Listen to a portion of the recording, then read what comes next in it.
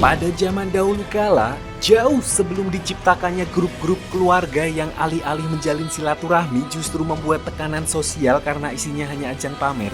Ada masa di mana Raja Iblis naik ke dunia manusia untuk memakan semua makhluk hidup demi meningkatkan kekuatannya. Di sisi lain, pihak kayangan lalu mengutus dewa terkuat yaitu Neza yang di sini dipanggil dengan nama putra mahkota ketiga.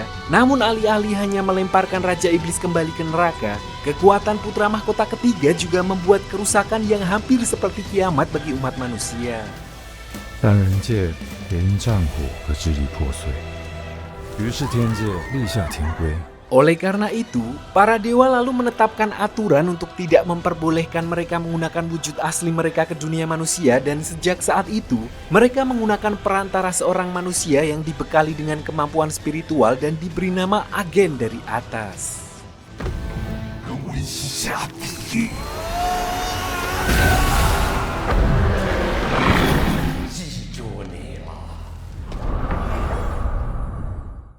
Film dibuka dengan memperlihatkan seorang gadis bernama Livy yang datang ke sebuah tempat misterius bernama Pasar Dongfeng untuk menemui seorang dukun. Namun tempat itu tidak seperti pasar pada umumnya karena sebenarnya tempat itu merupakan sebuah rusun tua yang angker dan dipenuhi oleh makhluk halus. Alasan Livy nekat datang ke sana adalah untuk meminta dukun yang tinggal di situ mengusir hantu di rumahnya yang diduga kiriman dari seseorang. 你走吧，别让这种东西烦我。叫你快回家，听到没有？ Lalu ketika Livy berniat pergi, tiba-tiba dia melihat percikan api yang mulai membakar rusun angker tersebut di mana api itu perlahan membesar seolah melahap seluruh bangunan sampai akhirnya saat Livy tidak tahu harus berbuat apa, si dukun muncul dan langsung bertindak cepat untuk menyelamatkannya dari kobaran api tersebut.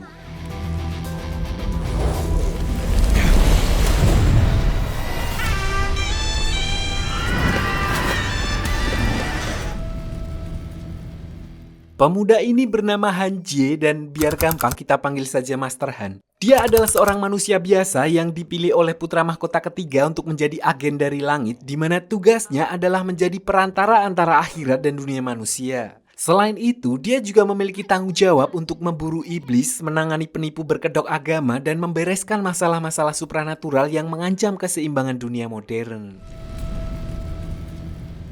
Perlu diketahui, alasan kenapa dirinya bisa dipilih menjadi agen putra mahkota ketiga adalah karena dia pernah berniat melakukan own goal sebagai bentuk penebusan setelah melakukan kesalahan yang membuat kedua orang tuanya meninggal. Namun alih-alih dihukum, dia justru diberi kesempatan untuk menebus dosa orang tuanya oleh sosok yang dikenal sebagai putra mahkota ketiga. Karena ternyata ayahnya dulunya juga merupakan agen dari putra mahkota ketiga itu sendiri. Dengan kata lain, Master Han dipaksa untuk hidup kembali dan mengambil alih peran ayahnya untuk mengurusi makhluk gaib di dunia manusia.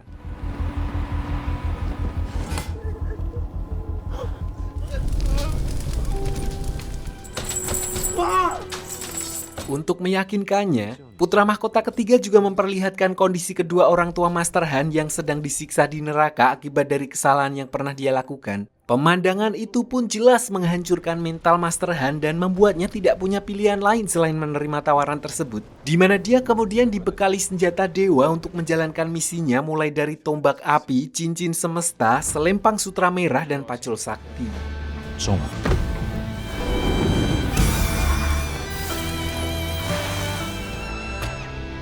Kembali ke cerita, di sini Master Han lalu menjelaskan fenomena kebakaran aneh yang dilihat oleh Livy barusan sebenarnya adalah bayangan dari tragedi kelam di masa lalu di mana dulu ada seorang pria yang membakar rusun tersebut hingga menewaskan hampir semua orang yang tinggal di dalamnya. Dan karena mereka meninggal dengan cara yang tidak wajar, arwah-arwah mereka akhirnya terus bergentayangan dan muncul setiap malam Jumat Kliwon.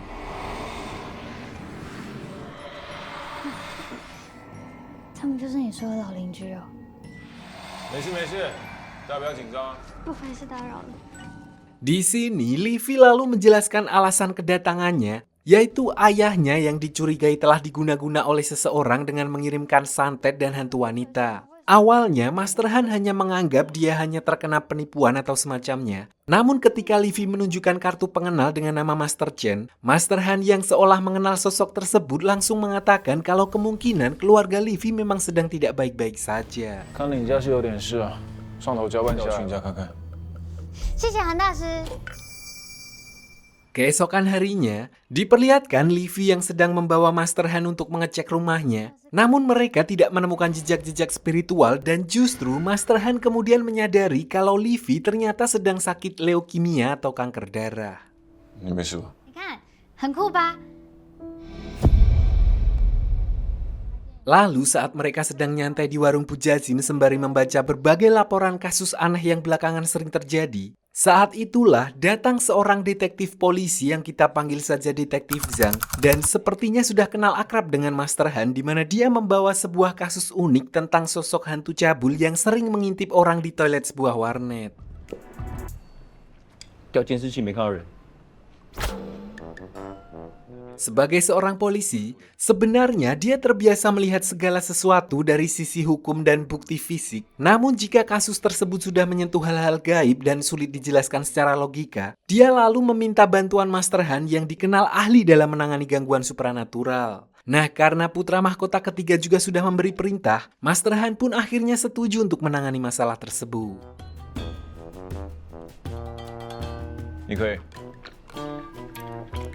Sesampainya di lokasi, Master Han langsung memancing si hantu cabul agar keluar dengan cara yang cukup nyeleneh yaitu memutar video Upin Ipin. Dan benar saja, tidak butuh waktu lama sosok hantu itu akhirnya muncul dan mencoba menakut-nakuti Master Han dengan menggelembungkan dirinya. Namun dia belum menyadari kalau Master Han adalah seseorang yang mendapat perintah langsung dari pusat untuk membasmi roh-roh nakal sepertinya.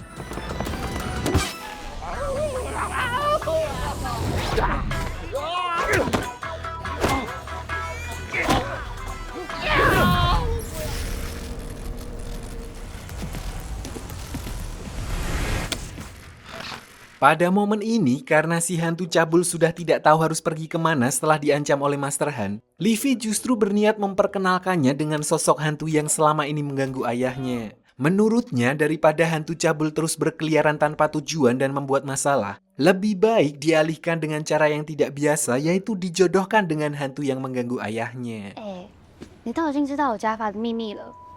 是。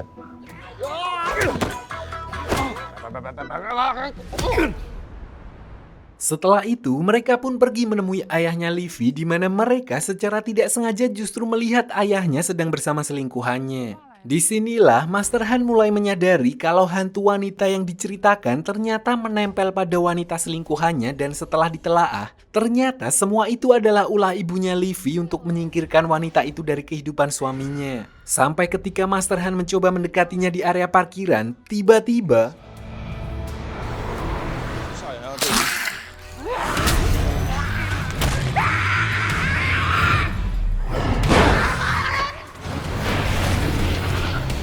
sampai di sini, meskipun telah berhasil mengeluarkan sosok yang merasuki wanita tersebut, namun masalah belum selesai sampai di situ karena Master Han harus berjibaku melawan dua hantu sekaligus. Bahkan dia hampir tewas jika saja dia telat menggunakan senjata dewanya.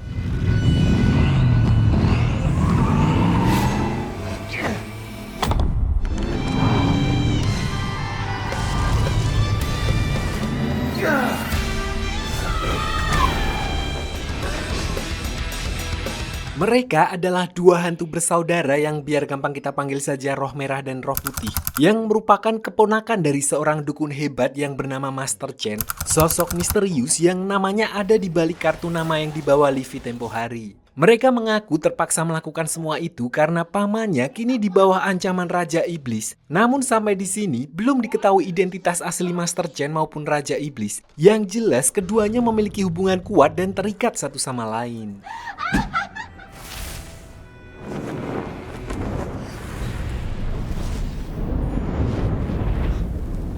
Di sini diperlihatkan juga, ternyata penggunaan senjata Dewa Master Han bukan tanpa konsekuensi, tapi setiap kali dia menggunakan senjata tersebut, tubuhnya akan mengalami overheat ekstrim, umup kalau di sini. Hal itu bisa terjadi karena senjata dewa merupakan artefak suci milik Neza atau putra mahkota ketiga yang mengandung energi murni dan panas luar biasa. Sehingga tubuh manusia biasa seperti Master Han tidak mampu menahan kekuatan sebesar itu dan salah satu cara untuk meredakan efek panas yang hampir membunuhnya adalah dengan menempelkan biji teratai yang berfungsi mendinginkan panas di tubuhnya.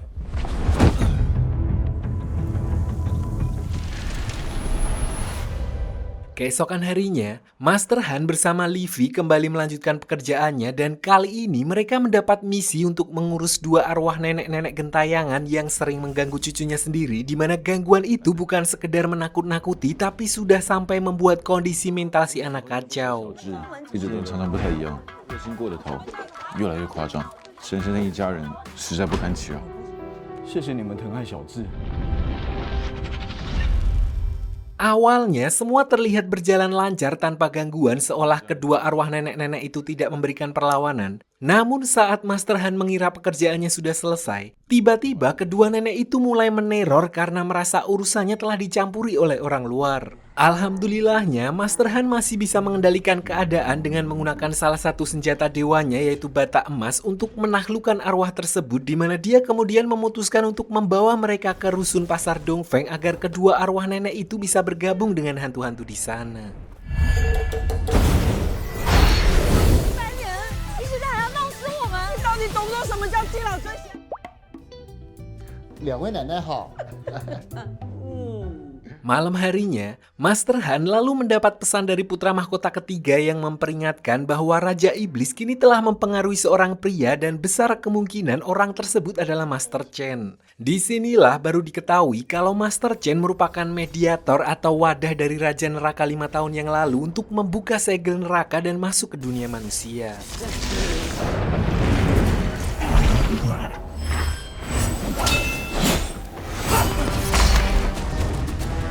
Untungnya saat itu Master Han berhasil menggagalkannya meskipun bisa dibilang dia hanya beruntung menggunakan teknik andalan selubung api 9 naga di saat yang tepat, dan itu pun dia harus menanggung luka serius akibat serangan senjata pusaka milik Raja Iblis.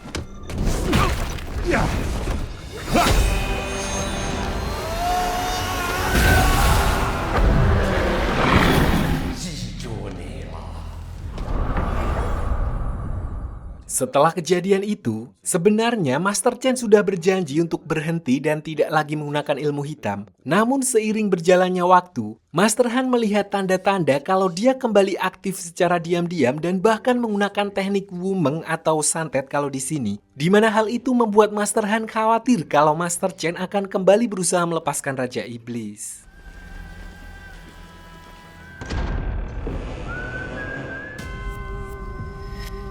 Namun ternyata, orang yang kini menjadi agen iblis ternyata bukanlah Master Chen, melainkan sosok lain yang bernama Wu Tianxi, seorang praktisi ilmu hitam yang memiliki ambisi besar untuk melepaskan segel Raja Iblis karena iming-iming bisa melakukan apapun yang dia mau. Dan faktanya, Master Chen sendiri sebenarnya hanya dijadikan alat untuk membantunya membangkitkan Raja Iblis. Bahkan Wu Tianxi jugalah yang mengancam keponakan dan anak Master Chen yaitu Roh Merah dan Roh Putih untuk mengganggu keluarga Livy.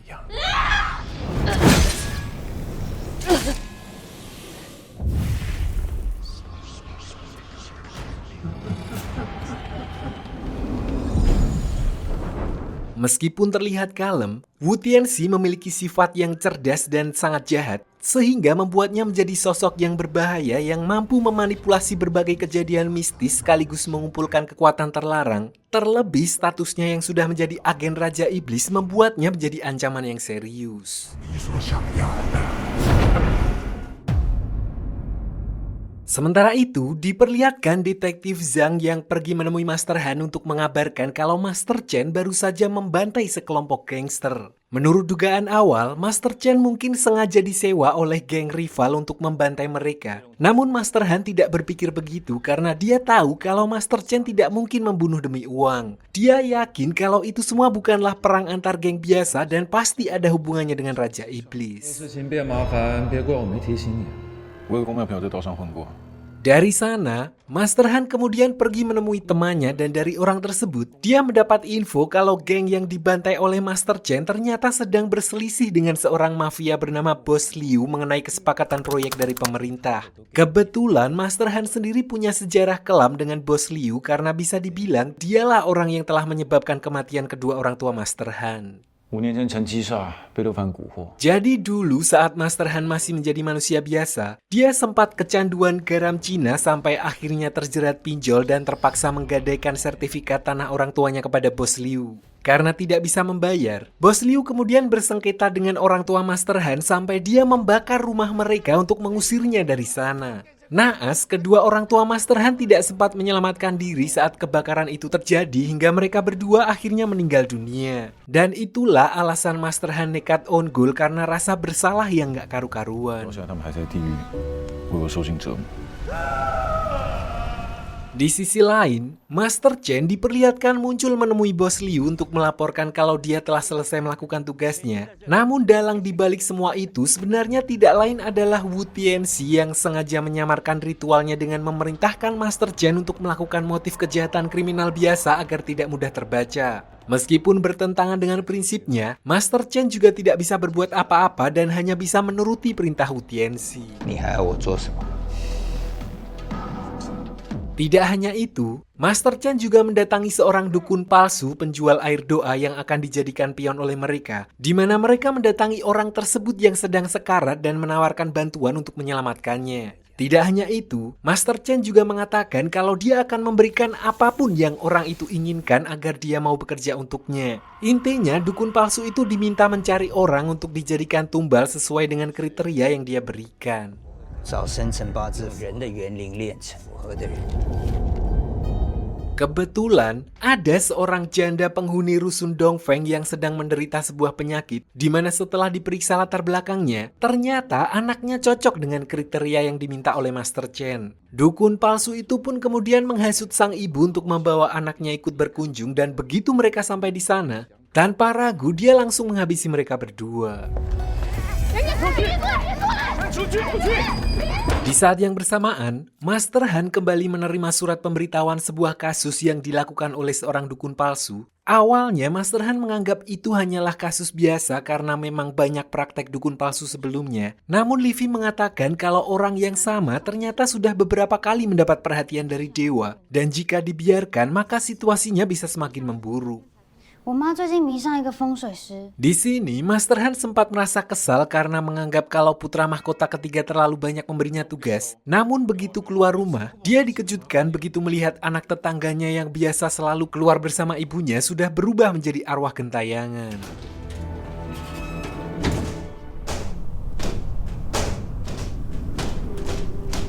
Merasa ada yang janggal, Master Han lalu bergegas pergi ke alam neraka dan benar saja, di sana dia menemukan ibu dari si anak juga sudah meninggal dan terpisah dengan arwah anaknya. Beliau pun kemudian menceritakan kalau dia dan anaknya telah dibunuh oleh seorang dukun palsu untuk diambil inti rohnya dan tanpa inti roh tersebut, anak itu tidak akan bisa berinkarnasi. 你去哪？ 去解决那垃圾。 Segera setelah mendapat kabar tersebut, Master Han pun bergegas kembali ke alam dunia dan langsung OTW ke tempat dukun palsu itu untuk memberinya pelajaran dan mengambil kembali inti roh si anak. Namun dengan kekuatan baru yang diberikan Master Chen kepadanya, dukun palsu itu justru menantang Master Han seolah tidak takut kepadanya hingga pertarungan pun akhirnya terjadi. Ternyata cincin semesta yang dipakai Master Han untuk melawan dukun itu seolah tidak mempan dan tidak berefek apa-apa kepadanya yang kemudian membuatnya justru dihajar habis-habisan sampai pingsan dan terpental lagi ke alam neraka.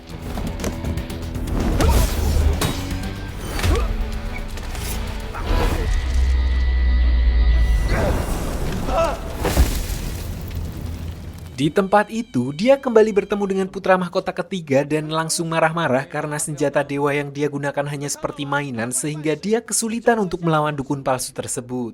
Master Han meminta agar dia diberikan senjata yang lebih kuat, tidak peduli meskipun efeknya nanti akan berbalik ke dirinya sendiri. 都给你一张。你用完之后受了苦越痛。 Seketika itu juga, dia kembali tersadar dan langsung mengaktifkan senjata yang diberikan kepadanya yaitu tombak api dewa yang sudah mendapat buff khusus. Dan benar saja hanya dengan satu serangan, dia berhasil mengalahkan dukun palsu itu dan mengusir roh jahat yang ada di dalam tubuhnya.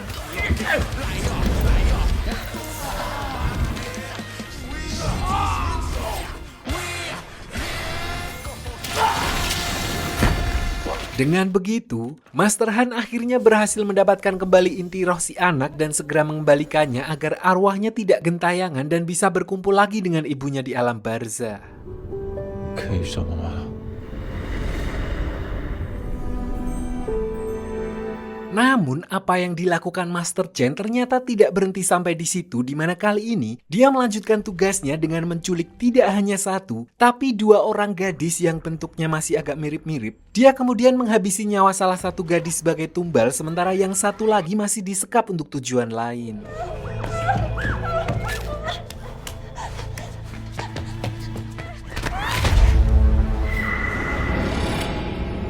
Detektif Zhang yang kebetulan menerima laporan orang hilang dari ayah si korban kemudian menceritakan kasus itu kepada Master Han karena di tempat hilangnya gadis itu muncul jejak yang mirip dengan simbol Raja Iblis. Ternyata kasus yang sedang ditangani Detektif Zhang sama dengan salah satu tugas yang diberikan putra mahkota ketiga kepada Master Han sehingga mereka pun kemudian bekerja sama.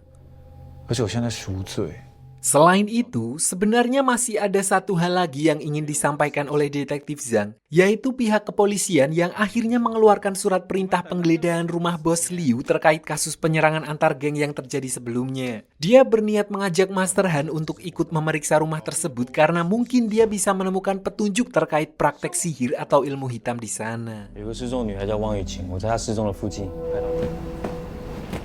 Mereka berdua pun kemudian pergi ke rumah Bos Liu di mana ternyata tempat itu sudah dipenuhi oleh banyak sekali arwah penasaran korban kejahatan yang dilakukan oleh Bos Liu. Saat Master Han bertanya kepada salah satu arwah penasaran itu, dia mengaku kalau mereka sudah mendapat ACC dari alam baka, yaitu token perintah hitam untuk membalas dendam kepada Bos Liu. 黑令旗， Artinya jika sudah mendapat izin dari alam baka, bahkan dewa pun tidak diperkenankan ikut campur untuk menghentikan mereka. Jadi meskipun Master Han juga punya dendam pribadi dengan Bos Liu, dia memilih untuk membiarkan karma yang bekerja untuknya. 好，收队。 Singkat cerita, setelah kembali ke rumah, Detektif Zhang mengabarkan kalau dari hasil pemeriksaan CCTV di dekat rumah gadis yang hilang itu tidak ditemukan jejak keberadaan Master Chen dan sampai sekarang pihak kepolisian juga masih belum mengetahui di mana keberadaannya. 我去问问看是不是也在这范围里。 Sementara itu, karena begitu banyak karma buruk di hidup Bos Liu, dia terkena azab minum teh nggak pakai bismillah dan akhirnya tewas di tangan para arwah penasaran yang mengincarnya. Selain itu, asisten pribadinya juga terkena dampaknya dan ikut diganggu arwah-arwah itu sampai membuatnya ketakutan. Karena sudah tidak tahan, dia kemudian pergi ke kantor polisi dan mengakui semua kejahatan yang telah dilakukan atas perintah Bos Liu, termasuk memberitahukan lokasi keberadaan kuil Master Chen. 对不起，我命都保不住了，我要什么支招？我都说。 Setelah mendapat kabar dari Detektif Zhang, Master Han kemudian bergegas pergi ke lokasi yang dimaksud dan benar saja begitu sampai di sana, Master Chen langsung menyambutnya seolah dia sudah tahu kalau Master Han akan mendatanginya. 我的老朋友， Di pertemuan itu, Master Han langsung meminta Master Chen untuk menyerahkan gadis yang dia culik. Sayangnya, perempuan itu tidak ada di sana karena sebenarnya dia hanya menjalankan perintah dari agen penerus Raja Iblis yang baru yaitu Wu Tianxi. 吴天机就会让这2个丫头 Sebenarnya, Master Chen memang sudah berniat pensiun sebelum semua ini terjadi. Namun sekarang, dia terpaksa menuruti semua perintah Wu Tianxi karena Raja Iblis telah menahan dan mengendalikan arwah kedua hantu wanita yang tidak lain adalah anak dan keponakannya. Jika ingin arwah kedua hantu itu dibebaskan, maka Master Chen harus membantu Raja Iblis untuk menyingkirkan Master Han.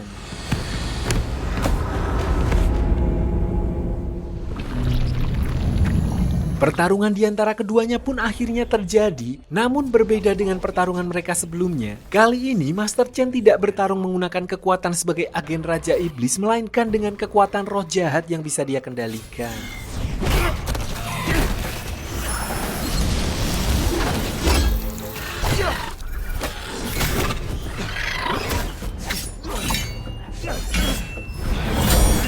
Kondisi itu pun memaksa Master Han untuk sekali lagi mengaktifkan teknik andalannya yaitu selubung api 9 naga. Meskipun konsekuensinya sangat besar, namun tanpa jurus tersebut bisa dipastikan dia tidak akan selamat dalam pertarungan itu.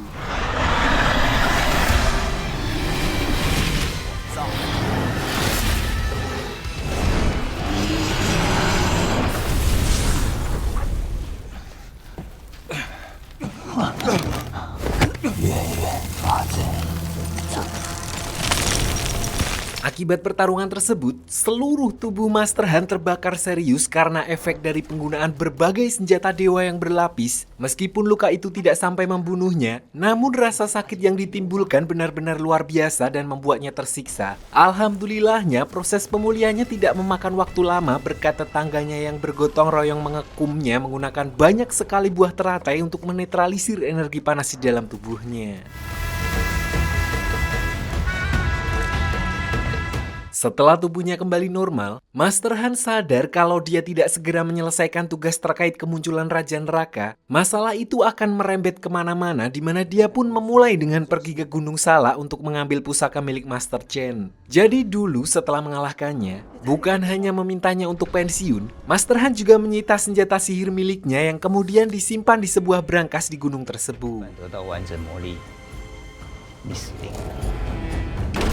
Sesampainya di lokasi, Master Han langsung membuka brankas yang dimaksud, namun ternyata brankas tersebut hanya berisi permen dan hantu kecil yang ditinggalkan Master Chen di sana. Dan setelah ditelaah lebih lanjut, dari hantu kecil itu, Master Han menyadari bahwa pelaku di balik hilangnya pusaka tersebut adalah Wu Tianxi yang ternyata juga memiliki masa lalu yang kelam. 是陈七杀把你放进箱子里的。 Lalu dari hasil penelusurannya, 20 tahun yang lalu, Wu Tianxi pernah terlibat kasus pembunuhan seorang gadis dan neneknya. Namun karena ayah Wu Tianxi adalah seorang pengacara yang memiliki pengaruh, dia berhasil lolos dari hukuman dengan alasan masih di bawah umur, di mana keputusan itu jelas meninggalkan luka dalam bagi keluarga korban sampai sekarang. 接下18层地狱啊！ Tidak berhenti di situ, akibat telah membunuh si gadis dan neneknya, kakeknya yang sudah sakit-sakitan akhirnya meninggal tidak lama setelahnya, di mana arwah si kakek tersebut kemudian menjadi arwah gentayangan dan meneror Wu Tianxi. Saat itulah ayahnya Wu Tianxi kemudian meminta tolong kepada seorang master yang kemudian menyegel arwah kakek tersebut ke sebuah kotak pembakaran dupa, dan itulah awal mula kenapa Wu Tianxi bisa terjerumus ke dalam ilmu hitam, karena sejak saat itu dia mendedikasikan hidupnya untuk mempelajari ilmu klenik. 当初我就应该让法官判你重刑。后来吴老板把事务所给关了。 Mengetahui hal itu, Master Han pun langsung menyusun rencana untuk mencari pembakar dupa tempat roh kakek tersebut disegel, di mana dia berniat membebaskannya dengan harapan arwah itu bisa membawa kasus Wu Tianxi ke alam baka untuk mendapatkan keadilan. 你有办法查到东西藏在哪吗？ Pada waktu yang bersamaan, Detektif Zhang mendapat kabar bahwa tersangka penculikan anak sekolah yang terjadi sebelumnya akhirnya berhasil ditemukan. Dari keterangan sang ayah, diketahui kalau pelaku menculik anaknya di properti milik Wu Tianxi, di mana kasus itu pun semakin menguatkan dugaan adanya keterkaitan Wu Tianxi sehingga pihak kepolisian memutuskan memanggilnya untuk dimintai keterangan. 那间公寓其实已经买了很久，而且空了很久了。 Namun dalam proses interogasi, Wu Tianxi dengan santai mengaku tidak tahu menahu soal kasus tersebut dengan alasan lokasi itu sudah lama ditinggalkan, dan dengan begitu tidak ada bukti yang bisa mengaitkannya dengan proses hukum. Pernyataan itu pun membuat pihak kepolisian tidak punya dasar untuk menahannya dan akhirnya terpaksa membebaskannya kembali. 谢谢。 Namun Master Han yang sejak awal sudah curiga, dia lalu secara terang-terangan menemui Wu Tianxi dan menegaskan untuk tidak melibatkan orang-orang yang tidak bersalah dalam pertarungan mereka. Malam harinya, Wu Tianxi justru kembali memberikan shock terapi kepada Master Han sebagai bentuk peringatan, di mana dia menyuruh roh merah untuk merasuki tubuh Li Fi dan memaksanya on goal dengan melompat dari atas gedung.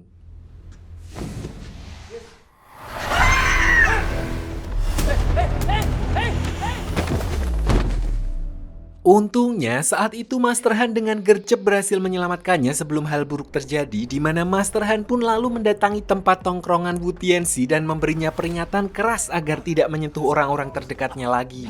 Namun alih-alih takut, Wu Tianxi masih terlihat santai dan seolah justru menantangnya karena dia tahu Master Han tidak bisa sembarangan menyakiti manusia, hingga akhirnya Detektif Zhang datang dan membawa Master Han keluar untuk menenangkan emosinya. 干嘛？不要走！ Ternyata sebelumnya, Detektif Zhang diam-diam merekam pengakuan Wu Tianxi yang menyebut bahwa Master Chen hanyalah pion dalam kasus pembunuhannya, di mana rekaman itu bisa menjadi bukti kuat bagi pihak kepolisian untuk melakukan penggeledahan di rumah Wu Tianxi. Artinya dalam proses penggeledahan itu, mereka bisa memanfaatkannya untuk mencari pembakar dupa yang tersimpan rapi dan diduga kuat menjadi tempat penyegelan arwah kakek yang selama ini dicari. 是不是你要的东西？妈的无天机！ Setelah itu, Master Han mencoba memecahkan teka-teki yang berhubungan dengan berbagai kasus pembunuhan yang terjadi di beberapa lokasi berbeda. Dari hasil analisisnya, dia menemukan pola yang tidak biasa seolah membentuk sebuah formasi tertentu dan setelah ditelusuri lebih dalam, ternyata pola tersebut merupakan bagian dari ritual pemanggilan Raja Iblis dengan menjadikan beberapa manusia dengan weton tertentu sebagai tumbalnya.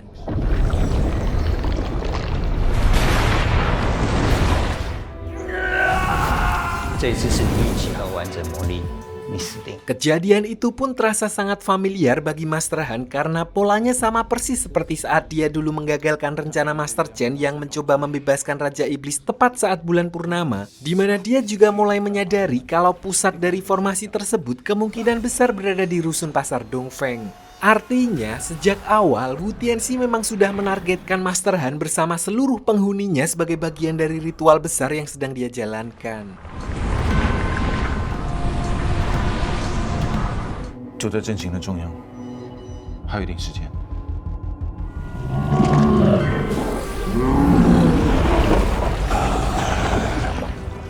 准备的怎么样了，八七八？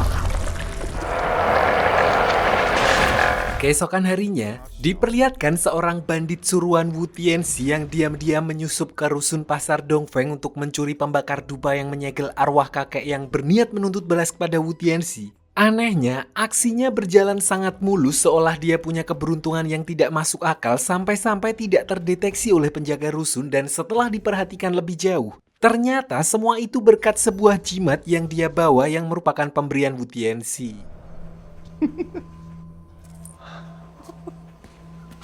Kejadian itu tentu saja membuat Master Han emosi karena dia baru saja mendapatkan pembakar dupa itu. Untungnya detektif Zhang bergerak cepat dan berhasil melacak identitas si pelaku yang ternyata hanyalah seorang pemain judi online yang dimanfaatkan. Tanpa buang waktu, mereka pun langsung menuju lokasi dan mendapati pria itu sedang asik bermain dingdong memanfaatkan jimat keberuntungannya.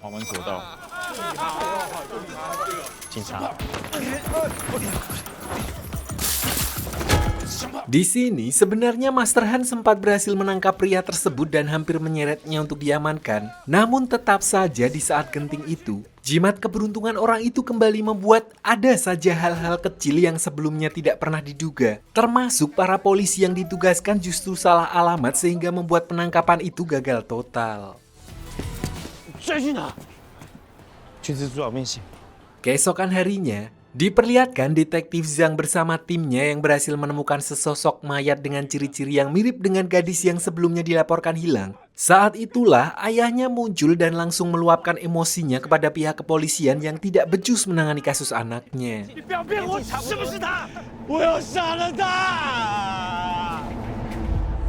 Sebenarnya saat itu identitas mayat tersebut masih belum bisa dipastikan apakah benar anaknya atau bukan dan harus menunggu hasil identifikasi karena mayat itu ditemukan tanpa kepala. Namun dalam kondisi panik, reaksi seperti itu sangat wajar dan normal karena siapapun pasti akan langsung terpikir hal terburuk apalagi menyangkut nyawa anaknya.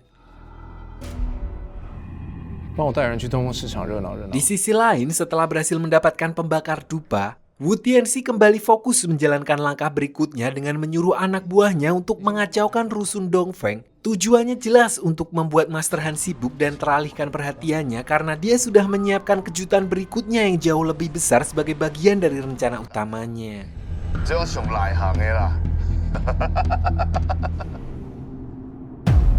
Kembali ke Master Han, diperlihatkan kondisi kedua orang tuanya di alam baka yang kini mulai mendapatkan tempat yang lebih nyaman, di mana semua itu merupakan hasil dari pahala dan kebaikan yang selama ini Master Han lakukan sebagai agen putra mahkota ketiga. Tentu saja hal itu cukup membuatnya sedikit lega karena meskipun dia terus hidup dengan rasa bersalah atas masa lalunya, setidaknya dia tahu bahwa usahanya tidak sia-sia dan masih bisa memberikan tempat yang lebih baik bagi kedua orang tuanya setelah mereka meninggal.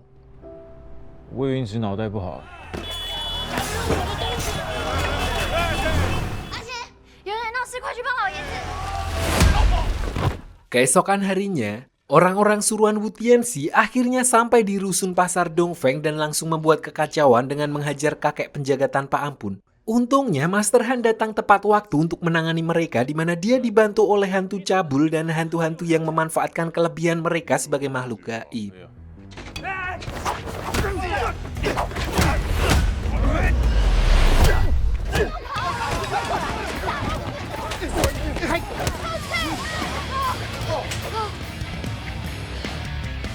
Pada momen ini, karena seluruh penghuni rusun pasar Dongfeng sudah berkumpul, baik manusia maupun para hantu, Master Han kemudian menyuruh mereka semua untuk segera meninggalkan tempat tersebut. Dia menjelaskan kalau Raja Iblis sudah menandai rusun itu sebagai bagian dari rencananya sehingga jika mereka tetap bertahan, maka resiko jatuhnya korban akan semakin besar dan Master Han tidak ingin ada yang menjadi korban dari kekuatan Raja Iblis. 上面会派其他基层来处理。 Sementara itu di kantor polisi, Detektif Zhang lalu menerima laporan dari seorang bos yang pabriknya mengalami kebakaran hingga menewaskan 2 orang. Namun yang menarik adalah bos tersebut membawa benda yang sama seperti yang digunakan oleh para perusuh di rusun pasar Dongfeng. Awalnya benda itu seperti jimat pembawa keberuntungan, tapi setelah Master Han dan Detektif Zhang berkonsultasi dengan seorang paranormal, akhirnya diketahui kalau benda itu sebenarnya bukan jimat melainkan sebuah kutukan. 下面幸运符的诅咒呢？这种法术可以让一个人短时间之内。 Intinya, benda tersebut bekerja dengan cara menghabiskan seluruh keberuntungan seumur hidup seseorang dalam waktu singkat, sehingga setelah keberuntungannya habis, yang tersisa hanyalah kesialan yang tidak ada habisnya selama sisa hidupnya. Diketahui, mereka mendapatkan jimat tersebut dari sebuah kuil di pinggiran kota di mana Master Han dan Detektif Zhang pun langsung bergerak menuju kuil yang dimaksud dengan harapan bisa menemukan petunjuk di sana. 也许飞地府里面会有什么线索。 有耐心呐！ Berbekal pentungan bisbol, Master Han bergegas menuju TKP dan tanpa ragu langsung mengobrak-abrik kuil tersebut. Bahkan dia menghajar semua orang yang ada di sana yang keberuntungannya sudah pada habis dan menanyakan keberadaan pembakar dupa yang telah mereka curi.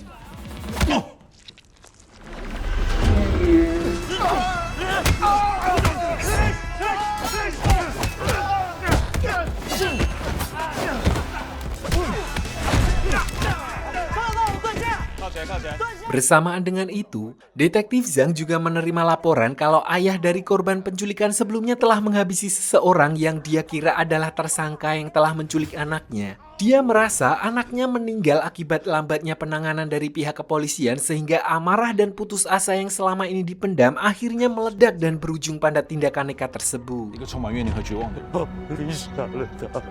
Faktanya, semua itu adalah bagian dari rencana Wu Tianxi yang telah menghasut sang ayah, di mana ternyata target sebenarnya bukanlah si anak, melainkan ayahnya karena anaknya hanya dijadikan sebagai alat untuk menghancurkan mental ayahnya dan menurut aturan ritual pertumbalan, seseorang yang berada di puncak keputusasaan adalah tumbal yang paling sempurna. 已经是最后一步了，黄先生，你在等什么？ Dan benar saja, diperlihatkan sang ayah yang sudah berada di titik paling rendah dalam hidupnya dan siap mengakhiri segalanya karena sudah tidak sanggup menerima kenyataan atas kematian anak satu-satunya, di mana kondisi mentalnya yang sudah hancur membuatnya termakan hasutan Wu Tianxi.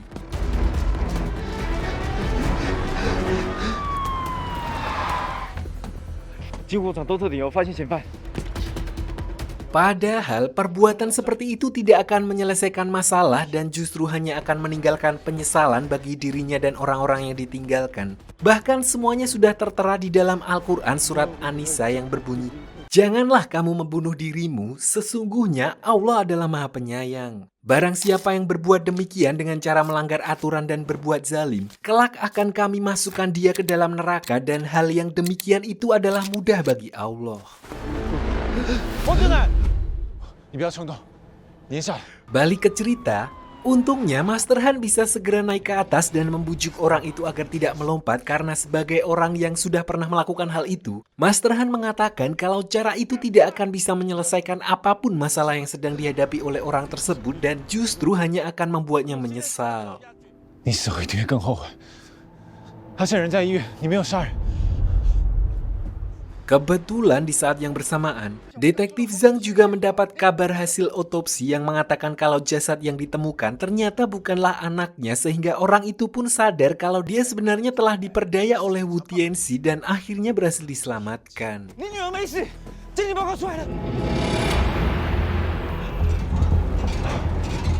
Namun saat Master Han mengira kalau mereka telah berhasil menggagalkan rencana Wu Tianxi, tiba-tiba masuk laporan yang mengabarkan kalau ada orang lain yang baru saja melakukan on goal di lokasi yang sama. Artinya mereka tetap tertinggal satu langkah dari Wu Tianxi karena dia sudah menyiapkan rencana cadangan tanpa mereka sadari.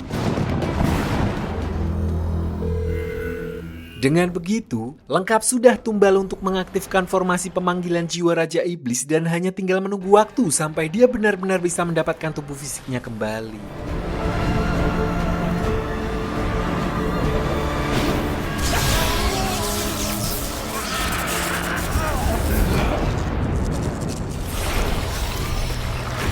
Singkat cerita, setelah menyadari hal itu, Master Han lalu bergegas kembali ke rusun pasar Dongfeng untuk mempersiapkan pertarungan terakhirnya dengan Raja Iblis. Bersama Li Fi, dia kemudian menyiapkan berbagai senjata dan menutup seluruh bangunan rusun menggunakan bubuk emas dewa untuk menghalau iblis neraka agar tidak bisa memasuki tempat tersebut.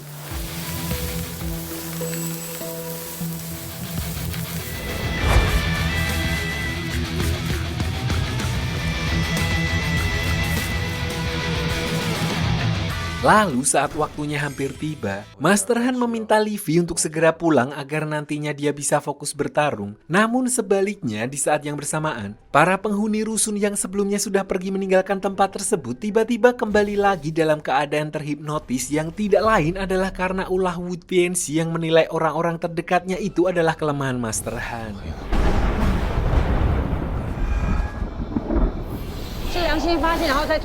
Karena waktunya sudah mepet, Master Han pun tidak punya pilihan lain dan meminta mereka semua untuk berlindung di dalam sementara dia sendiri akan berjaga di luar untuk menghadapi pasukan Raja Iblis. Begitu bulan purnama naik, iblis-iblis neraka pun mulai bermunculan dan menyerang tempat tersebut di mana Master Han sempat dibuat keteteran karena dia harus menghemat senjata dewa yang stoknya mulai menipis dan terpaksa melawan mereka hanya dengan bermodalkan senjata biasa yang hanya ditempeli jimat.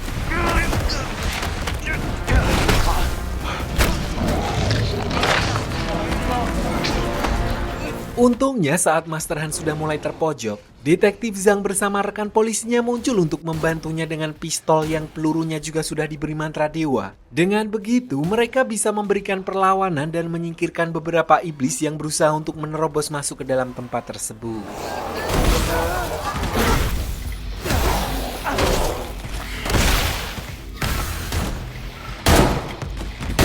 Anehnya di tengah pertarungan itu, sesuatu yang janggal terjadi di mana semua iblis yang ada di sana tiba-tiba mundur dan menghilang dengan sendirinya. Dan ternyata hal itu terjadi tidak lain adalah karena Wu Tianxi yang sudah dirasuki oleh Raja Iblis itu sendiri telah muncul di sana. So demi keamanan, Master Han kemudian meminta mereka semua untuk berkumpul di satu ruangan di mana dia kemudian menyadari kalau Li Fi tidak ada di sana dan tertinggal di lantai dasar.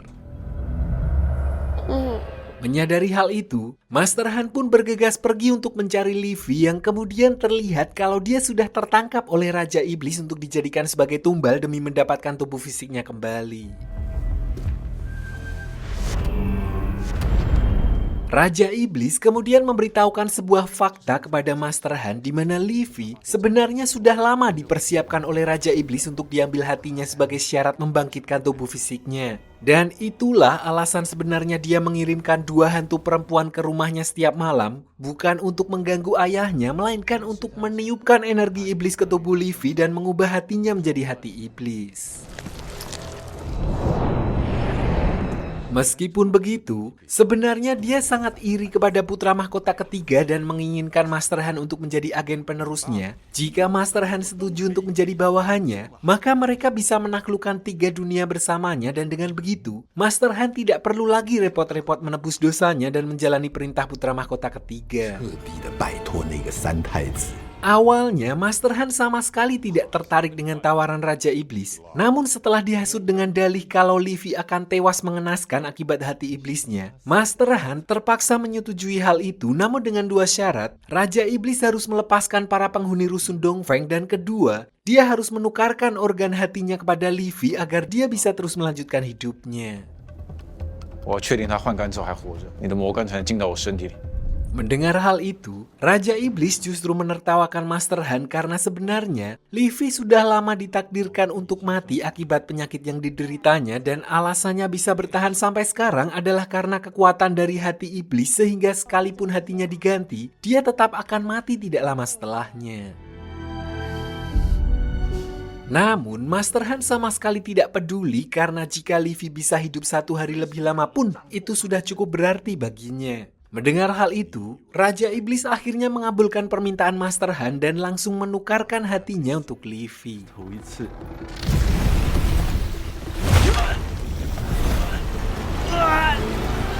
Namun sebenarnya, Master Han tidak benar-benar setuju untuk menjadi agen Raja Iblis karena setelah memastikan kalau Levi sudah tersadar, dia kemudian kembali mengejar Raja Iblis untuk melawannya meskipun setelah hatinya diambil. Walaupun dia belum mati, bisa dibilang kondisinya menjadi sangat lemah.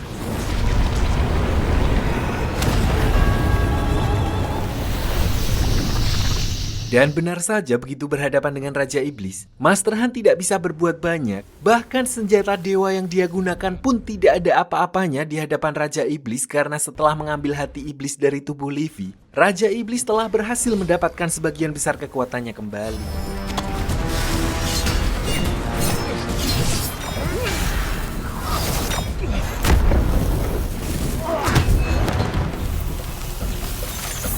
Sekarang satu-satunya harapan yang tersisa adalah selubung api 9 naga yang merupakan senjata terkuat putra mahkota ketiga. Sayangnya senjata itu juga tetap tidak mampu mengalahkannya. Ditambah lagi efek setelah penggunaannya yang begitu menyakitkan sehingga akhirnya membuat Master Han tewas di tangan Raja Iblis.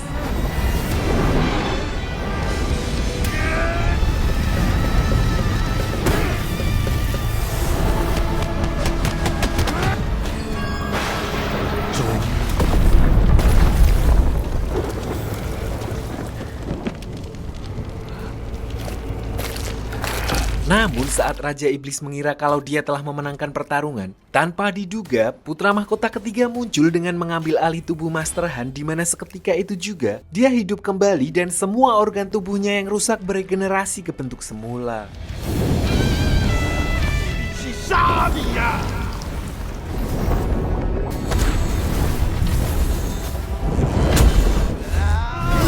Setelah sekian lama, putra mahkota ketiga akhirnya kembali berhadapan langsung dengan Raja Iblis, di mana sebenarnya mau dilihat dari sisi manapun, perbedaan kekuatan mereka berdua memang jauh berbeda. Karena itu saat sudah terpojok, Raja Iblis mencoba memperingatkan putra mahkota ketiga agar tidak melanggar aturan dewa dengan turun langsung ke dunia untuk melawannya.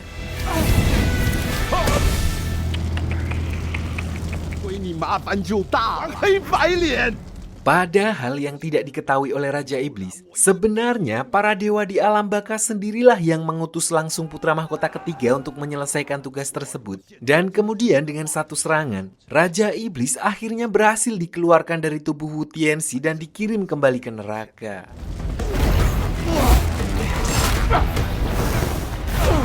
Lalu setelah kembali menjadi manusia biasa, Wu Tianxi masih dengan liciknya sempat berusaha melimpai putra mahkota ketiga menggunakan senjata iblis yang masih dia pegang. Namun tetap saja, usahanya itu tidak berarti apa-apa, dan meskipun begitu, putra mahkota ketiga tidak langsung menghukum Wu Tianxi dengan tangannya sendiri karena dia sudah tahu ada karma buruk yang menunggunya. 但他用10几年的光阴去偿还他的罪，是你们凡人自己解决啊。 Setelah kejadian itu, putra mahkota ketiga kemudian memperlihatkan kepada Master Han kalau selama ini semua yang dia lihat tentang orang tuanya sebenarnya cuma ilusi, karena faktanya kedua orang tuanya sebenarnya sudah bereinkarnasi bahkan sebelum Master Han setuju untuk menjadi agen putra mahkota ketiga. Intinya, apa yang dia lakukan selama ini sebenarnya bukan untuk menebus kesalahan kedua orang tuanya, melainkan kesalahannya sendiri. 都是假象，骗你。Putra mahkota ketiga kemudian juga menawarkan kontrak kerja baru kepada Master Han. Namun kali ini bukan untuk menebus dosa-dosanya, melainkan Master Han hanya meminta sebuah hati yang baru kepada Livy. Meskipun tidak bisa menyembuhkan penyakitnya atau memperpanjang umurnya, paling tidak hati emas itu bisa meringankan rasa sakit Livy di sisa hidupnya karena mau bagaimanapun juga, hidup dan mati seseorang hanya takdir yang menentukan. 我姐，你说他换这个干？ Sejak saat itu, Master Han kembali menjalani hari-harinya seperti biasa bersama para penghuni Rusun Dongfeng. Dan meskipun pada akhirnya Livy tetap harus meninggal dunia, namun Master Han sama sekali tidak pernah menyesali keputusan tersebut karena baginya, bisa membuat Livy bahagia di masa-masa terakhir hidupnya saja itu sudah lebih dari cukup. 当你看到这封信时，才不会白来人间一趟。最后啊。 Namun seperti prinsip yin dan yang, akan selalu ada hitam di antara putih di mana akan ada orang jahat lain yang muncul untuk menggantikan Wu Tianxi. Dengan begitu, artinya perjalanan Master Han masih akan terus berlanjut dan cerita pun bersambung.